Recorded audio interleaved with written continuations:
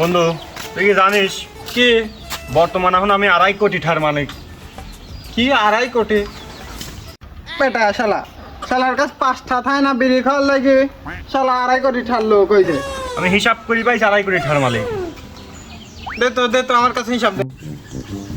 আমার চৌকাটা 25, তাহলে আমার চোখ কয়টা? দুটি। তাই দুটির দাম কত? 50। বুঝছিস হিসাব? হ্যাঁ।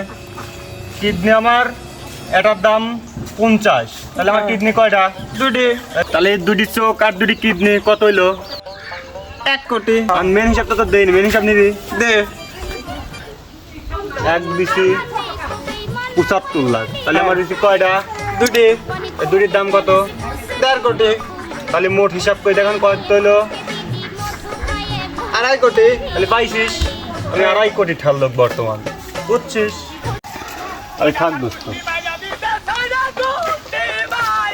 শালা পাগল কি হিসাব করে দিয়ে গেল, ও বলে 2.5 কোটি ঠারলো।